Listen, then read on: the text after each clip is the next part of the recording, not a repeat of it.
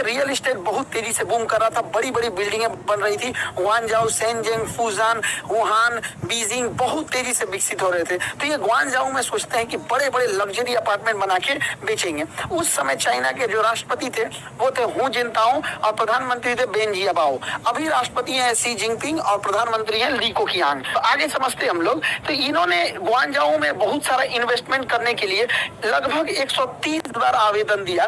कोई ना कोई बहाना ढूंढकर 130 बार ट्रंप के आवेदन को रिजेक्ट कर दिया गया।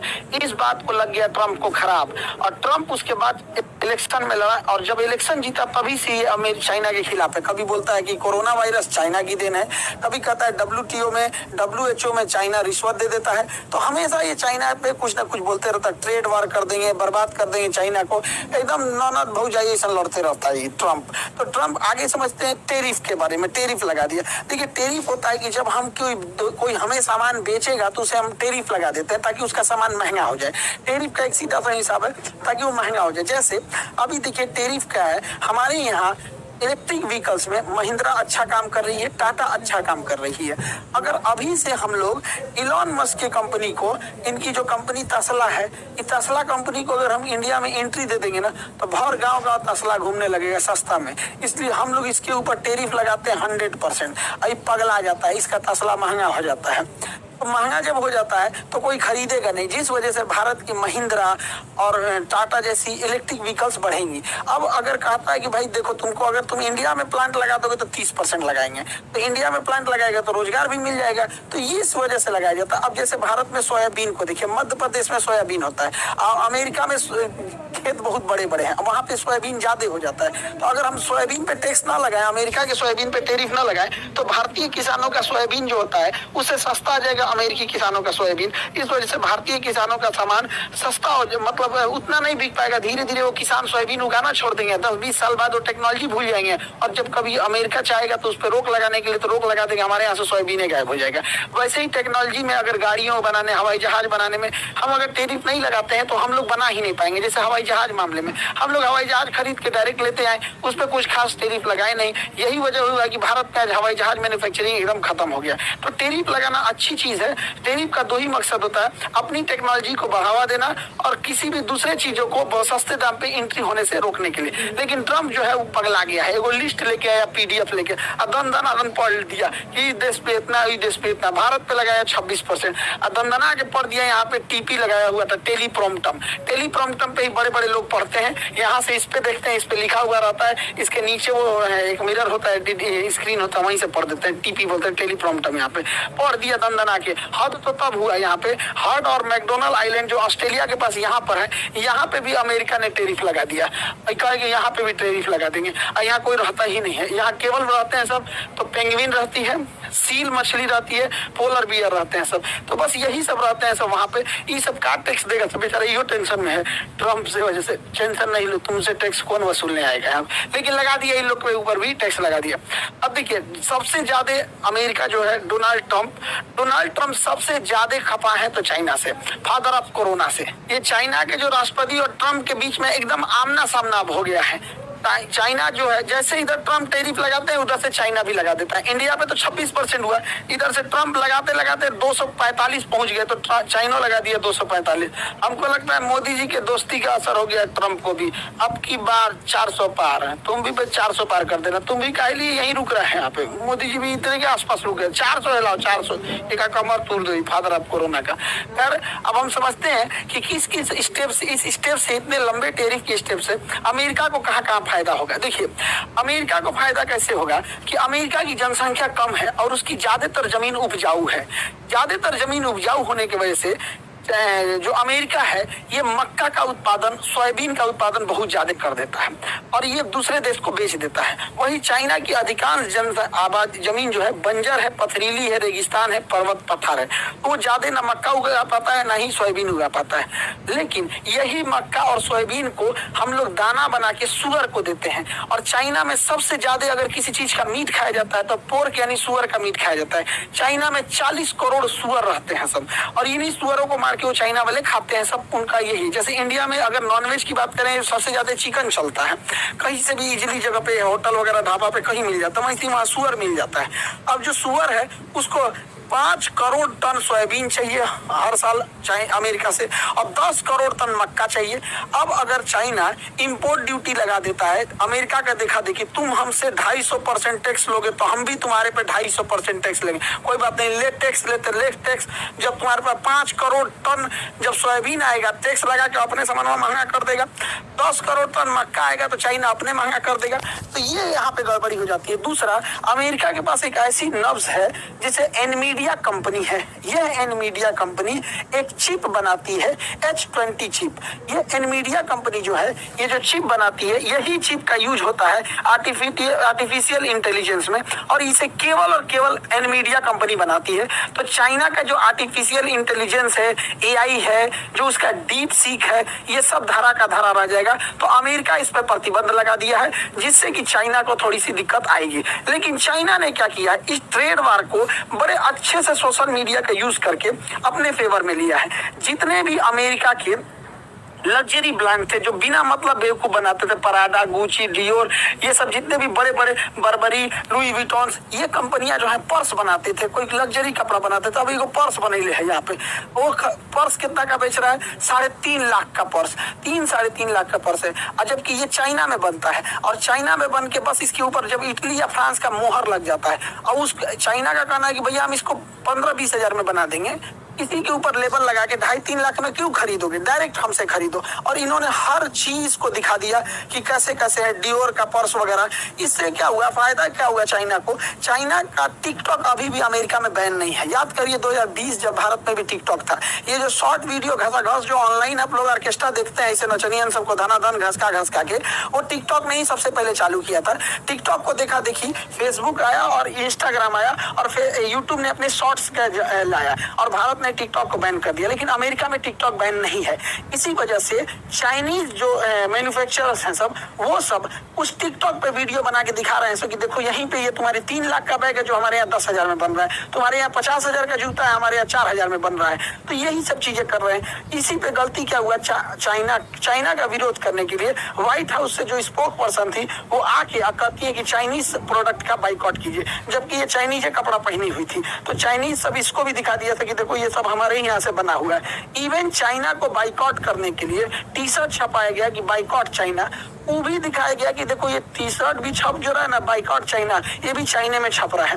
तो चाइना मैन्युफैक्चरिंग हब बन चुका है। उसके पास सस्ते लेबर भी हैं, डिसिप्लिन लेबर भी हैं, और स्किल्ड लेबर भी हैं। हमारे यहाँ क्या है, हमारे यहाँ लेबर सस्ते हैं, बट क्या है कि कोई नेता आके उनको भड़का देगा, वो भी अलग हो जाएंगे। स्किल्ड के मामले में उनकी गरीबी इतनी ज्यादा है, कहाँ से स्किल्ड सीख पाए यहाँ, तो बहुत ज्यादा यूनियन बाजी है, ये सब चीज है। लेकिन चाइना में ये सब नहीं है। चाइना के पास, चाइना ने ये जो दवाइयों को प्रतिबंध लगाया, तो बहुत सारी दवाइयाँ चाइना से अमेरिका में जाती है, वो महंगी हो जाएंगी। एक्चुअल में अमेरिका का हेल्थ सिस्टम बहुत महंगा है। अगर कोई अमेरिका में रहते होंगे और उनके पास इंश्योरेंस नहीं होगा तो बेचारे बिक जाएंगे इलाज कराते कराते, बहुत महंगा है यहाँ पे। चाइना से लेदर के सामान जाते हैं, चाइना से कपड़े जाते हैं। अब अमेरिका ने इस पर टैरिफ लगा दिया है, तो ये अमेरिका वालों को बहुत ही महंगे रेट पे पड़ेंगे। अभी से ही जितने इलेक्ट्रॉनिक आइटम है, चाहे ड्रोन है, कैमरा है, मोबाइल है, लैपटॉप है, कोई भी इलेक्ट्रॉनिक आइटम्स है, उसमें चाइना की मोनोपोली है। इतना जल्दी अमेरिका टैरिफ लगाकर इन सारे चीजों को रोक तो देगा, लेकिन इससे चाइना, अमेरिका के अंदर ही लोगों की महंगाई बढ़ने की वजह से दिक्कत आएगी। हालांकि कुछ समय तक अमेरिकी लोग इतने भी गरीब नहीं है, कुछ समय तक इसे झेल सकते हैं, लेकिन ज्यादा समय तक झेलने के बाद उल्टा ये ट्रम्प को भारी पड़ जाएगा।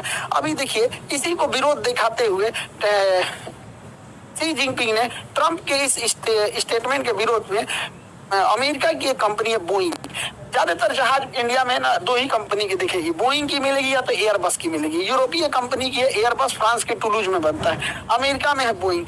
बोइंग से आने वाला था 179 जहाज, जो कि एयर चाइना खरीद रही थी, चाइनीज एयरलाइन। इसने एक ऑर्डर को कैंसिल कर दिया, कहा कि रखे रहो यहाँ पर। इससे कि करोड़ों रुपए का लॉस लग गया बोइंग कंपनी को। इसको लॉस लगेगा तो करोड़ों रुपए का सरकार को टैक्स का लॉस जाएगा, तो सरकार पे दबाव बनेगा। इसने कहा कि भाई हम नहीं लेंगे, फिलहाल हम इसके लिए यूरोप से ले लेंगे, यूरोप का एयरबस ले लेंगे। लेकिन चाइना यही नहीं रुका है, वो अपने तत्काल जरूरतों को पूरा करने के लिए बोइंग को नकार कर एयरबस पे जाके शिफ्ट हो रहा है। एयरबस जो कि यूरोपीय कंपनी है, लेकिन चाइना इससे आगे निकलेगा। वो ना बोइंग का जहाज लेगा ना वो एयरबस का लेगा। चाइना अपना बना रहा है C919। C91 चाइना का जहाज है, बहुत बेहतरीन है और अच्छे से ट्रायल करके चाइना ने बना ही लिया है। और साथ ही रसिया ने भी बनाया है MC21, ये भी जहाज है। तो फ्यूचर में चाइना अपना मेड यूज रखेगा और कुछ रशियन जहाजों को रखेगा। ये और भी बेहतर है MC21, ये बहुत ज्यादा चौड़ा है, कंफर्टेबल है। इस सब में तो लगता है मुर्गी दरबा में घुसा दिया है। तो चाइना जो है वो इकोनॉमिकल वार वैसे ही लड़ता है जैसे जमीनी लड़ाई पर इजराइल लड़ता है। इजराइल की नीति है तुम थोड़ा सा मारो, हम तुमको घर घुस घुस के मारेंगे। चाइना कहता हमको लड़ाई नहीं लड़ना, हम फाइनेंशियल इकोनॉमिकल लड़ाई लड़ेंगे और घुस घुस के मारेंगे वहां पर। तो इसी वजह से चाइना भारी पड़ता दिख रहा है। चाइना की जो सबसे बड़ी ताकत है वो रेयर अर्थ मेटल है। रेयर अर्थ मेटल उन मेटल को कहते हैं जो बहुत कम मिलते हैं और दुनिया के रेयर अर्थ मेटल पे 70 से 80% चाइना है। ये रेयर अर्थ मेटल बहुत जरूरी होते हैं। ये मिसाइल में, रडार में, जहाज में, इसका एयरक्राफ्ट शटल में, अंतरिक्ष में, जहां जहां टिपिकल चीज होते हैं वहां रेयर अर्थ मेटल लगे होते हैं। और ये रेयर अर्थ मेटल जो होते हैं वो चाइना के पास है। और चाइना ने कहा है कि हम अमेरिका को निर्यात नहीं करेंगे, अमेरिका को एक्सपोर्ट नहीं करेंगे, ना ही किसी अन्य देश को करेंगे। चाइना इतना होशियार है कि अमेरिका को नहीं करेगा, मान के चलिए वो थाईलैंड को करेगा तो अमेरिका थाईलैंड से खरीद लेगा, इंडोनेशिया को करेगा तो अमेरिका इंडोनेशिया से खरीद लेगा।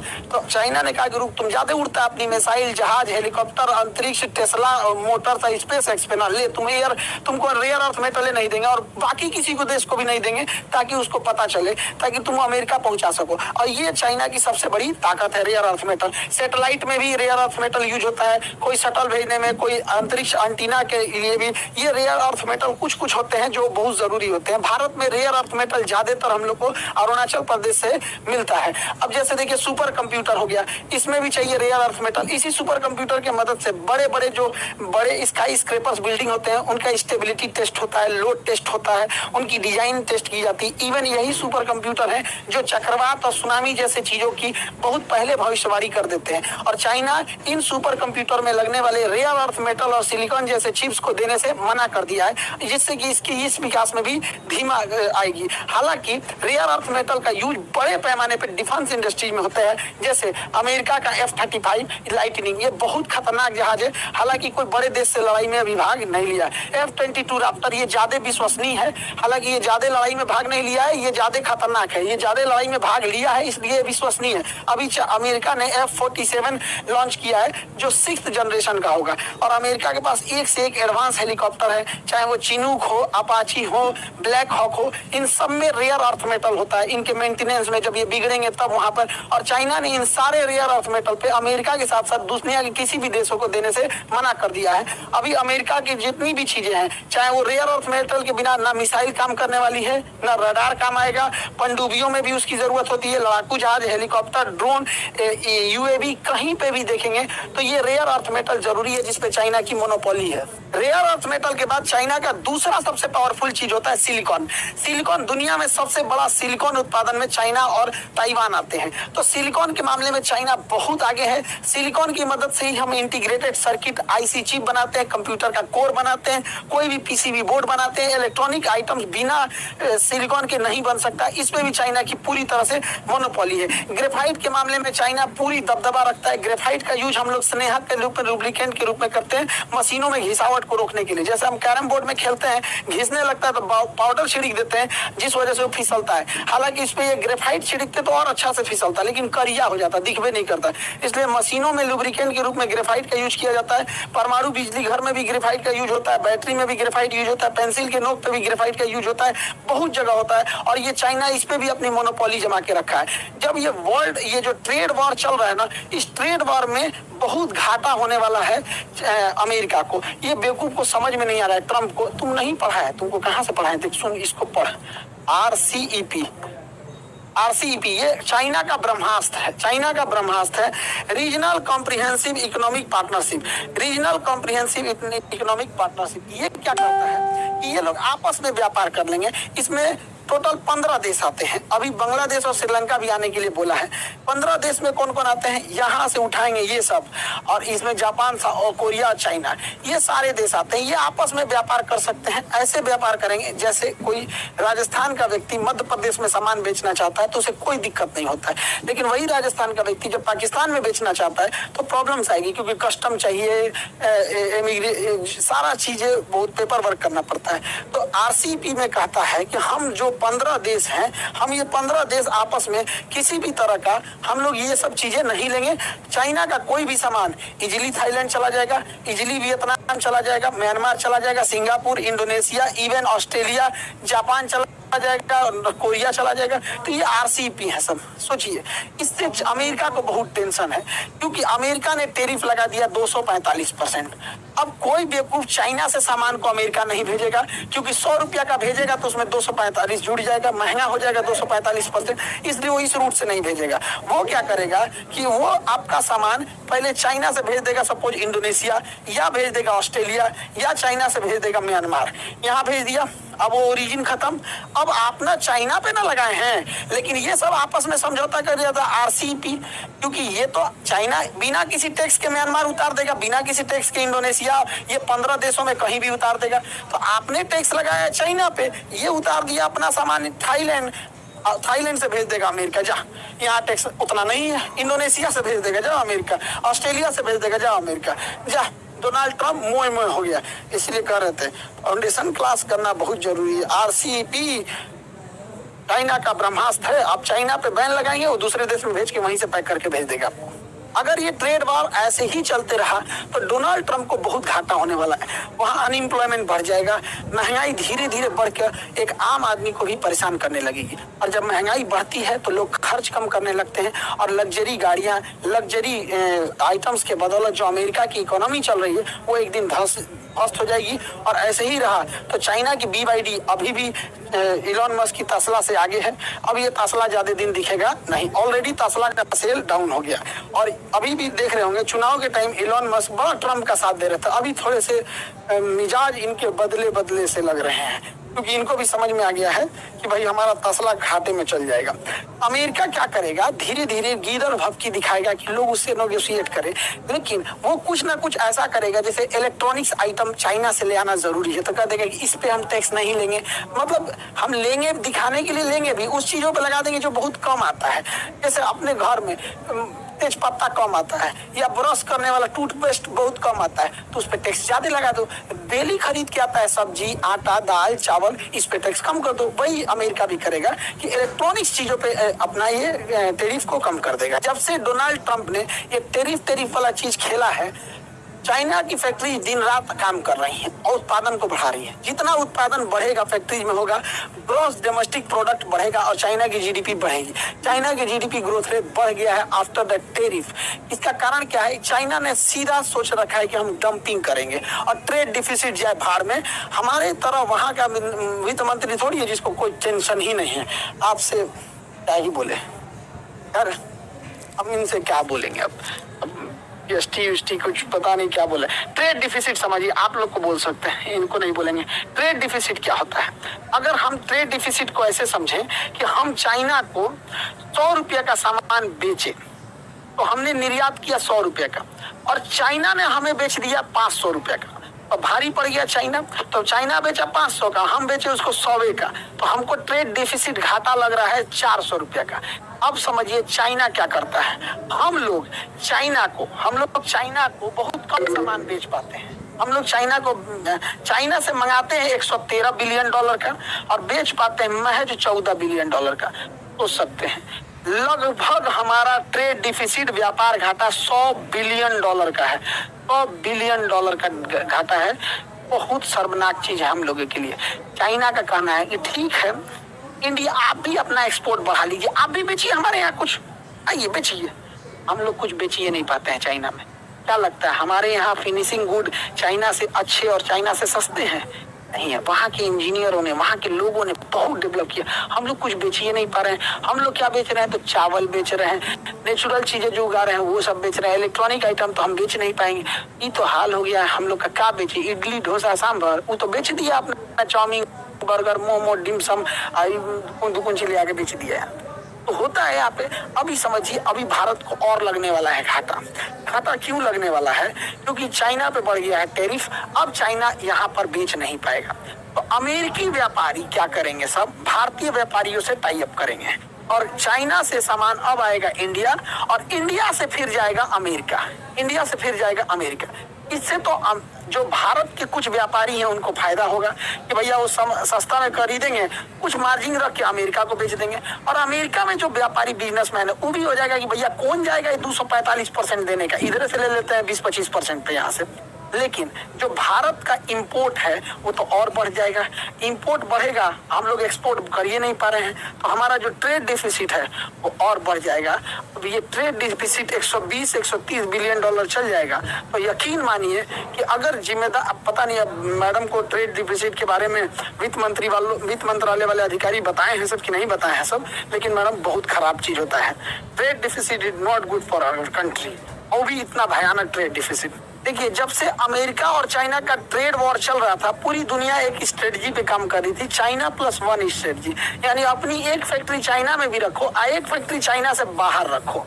इस मामले में सबसे अच्छा जो जगह आता है वो इंडिया आता है, क्योंकि इंडिया में लेबर बहुत सस्ते मिलते हैं। खुद इंडिया का मार्केट इतना बड़ा है कि अगर वो लोग यहाँ बनाते हैं तो यहीं पे बहुत सारी चीजों को बेच लेंगे। तो इसे कहता है चाइना प्लस वन स्ट्रेटजी। इसमें इंडिया को काम करना चाहिए। हालांकि पुतिन को देखेंगे, ट्रंप को, कि ट्रंप पुतिन के काफी करीब जा रहे हैं। वो यूक्रेन वॉर को एकदम डाइल्यूट कर दिए और यूक्रेन वॉर एकदम लगभग खत्म होने के कगार पे, क्योंकि ट्रंप चाहते हैं कि पुतिन जो है चाइना के करीब न जा सके। और ये आपस में ग्लोबल जो इंटरनेशनल रिलेशन होता है, इसमें कोई परमानेंट दोस्त, कोई परमानेंट दुश्मन नहीं होता है। अब ये जो ट्रंप है, इनके तो मनसा पे भी हमें संदेह होता है। हमको कभी कभी लगता है कि ये जानबूझ के टैरिफ बढ़ाएं जिससे कि शेयर बाजार धड़ाम से नीचे गिर जाए, कोई चीजें एकदम सस्ती हो जाए, धड़ाम से क्या हो जाए, एकदम सस्ती हो जाए। उसके बाद कह देते हैं कि नहीं नहीं 90 दिन की छूट दे देते हैं, अभी किसी पे ये लागू नहीं होगा, 90 दिन की छूट दे देते हैं, बस चाइना पे ये लागू रहेगा। तुरंत शेयर मार्केट बढ़ जाता है। और शेयर मार्केट बढ़ने से पहले ये कहते हैं कि अभी खरीद लो, शेयर मार्केट बहुत आराम से हो जाएगा। अभी बहुत लोगों को बुझा नहीं रहा होगा, तो धड़ाम से गिरा ही धड़ाम से उठ गया। इसमें क्या हुआ, एक नॉर्मल एग्जांपल देके समझाते हैं आपको। ये हाईवे है, देखिए ये हाईवे है, आपको ये जमीन खरीदनी है, सपोज कीजिए ये जमीन खरीदनी है। अब कैसे खरीदा जाए? खरीद के बेच के निकल जाना है, तो हल्ला कर देंगे यहाँ शमशान घाट खुलने जा रहा है, शमशान घाट। अब जैसे ये हल्ला होगा ना कि यहाँ शमशान घाट खुलने जा रहा है, जमीन की प्राइस धड़ाम से नीचे गिर जाएगी। शमशान घाट खुलने जा रहा है तो यहाँ जमीन की प्राइस क्या हो जाएगी? धड़ाम से नीचे गिर। जैसे गिरेगी तो हम ये जमीन खरीद लेंगे, जमीन खरीद लेंगे। बाद में कहेंगे शमशान घाट कैंसिल, शमशान घाट कैंसिल। अब जमीन का रेट तो वापस आ गया। अब क्या करेंगे हम? इसमें एगो कोनो फ्लैटवा बिचवा में एगो कोई कहीं एगो फ्लैट अमिताभ बच्चन को दे देंगे फ्री में, लीजिए आप ये चाबी लीजिए, ये वाला आपका एरिया हो गया। अब क्या करेंगे? बाकी प्लॉट को बेचेंगे। अरे आके रहो ना जी, यहाँ फ्लैट में खरीदो, ये करोड़ों का खरीदो ना, ये अमिताभ बच्चन के पड़ोसी कहलाओगे। ये हो, ये जो फ्लैट बिकना चाहिए 3 गुना दाम पे बिक जाएगा। उसके बाद अमिताभ बच्चन साहब को कहेंगे कि बेच के जाना है तो चाहिए, रहना है तो रहिए। वो समझे यहाँ पे निकल गया। ऐसे शेयर बाजार होता है, परसेप्शन का खेल है। हालांकि कोई जरूरी नहीं कि शेयर बाजार केवल ऐसे हो। एक आम इंसान को समझने के लिए बताए हैं कि कब जब संभावना दिखती है कि ये चीज फ्यूचर में जा सकता है तो उसकी बिना मतलब वैल्यू बढ़ जाती है, और वो संभावना दिखती है खत्म हो गया तो घट जाती है। जैसे जमीन, क्या मतलब बनता है? कोई जमीन महंगा पे महंगा हुए जा रहा है, कोई सस्ता पे सस्ता हुए जा रहा है। तो हमको तो ट्रंप के मंशा पे भी डाउट होता है, क्या कर रहा है इधर। जैसे ट्रंप ने अनाउंस किया भारत पे भी 26% टैक्स, तो यह एप्पल कंपनी जो चेन्नई में अपना मैन्युफैक्चरिंग करती थी, इसने सोचा कि काम करते हैं जल्दी जल्दी इसको पहले अमेरिका में भेज देते हैं, कहीं ये महंगा मत हो जाए, बिना मतलब 26% एक्स्ट्रा क्यों देंगे। तो इसने ग्रीन कॉरिडोर बनाया, आईफोन ने। ग्रीन कॉरिडोर में गाड़ियों को रास्ता दिया जाता है। अमूमन यह किसी वीआईपी के लिए या फिर बहुत इमरजेंसी में, कोई मेडिकल इमरजेंसी होता है तब ग्रीन कॉरिडोर बनाया जाता है। ग्रीन कॉरिडोर में पूरी सारी सड़कें खाली करा देती हैं और ग्रीन कॉरिडोर बना के और उस जहाज में भर भर के लेके गए थे लोग यहाँ पर। और यहाँ पर 600 टन सोचिए 600 टन आईफोन भी ले गए, यानी 15 लाख यहाँ से आईफोन को अमेरिका ले गए लोग। 6 अलग अलग जहाजों में 100 टन भर के 6 अलग अलग जहाजों में लेके फ्लाइट यहाँ से उड़ गया है। जिस चेन्नई एयरपोर्ट पे कस्टम क्लियरेंस में 30 घंटे लगता था, आईफोन ने उसे 6 घंटे में करवा के और तुरंत वहां से उड़ान भर दिया। क्योंकि टेरिफ लगने से पहले अगर आप देश की सीमा छोड़ चुके हैं तो उस पर टेरिफ नहीं लगता है, क्योंकि आईफोन और एप्पल को पता नहीं था कि ट्रम्प इतना जल्दी ही हो जाएगा। और उन लोगों ने आनंद फानंद में आके तुरंत लेके उड़ गए सब। जब उड़ गए सब वहां उतरे सब तो पता चला अभी 10 दिन की छूट है, फिर पता चला कि अभी 90 दिन की छूट।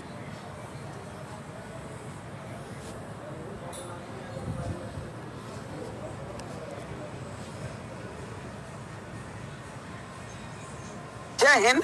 देखिए, अमेरिकी राष्ट्रपति ट्रंप पगला गया है। भयंकर भयंकर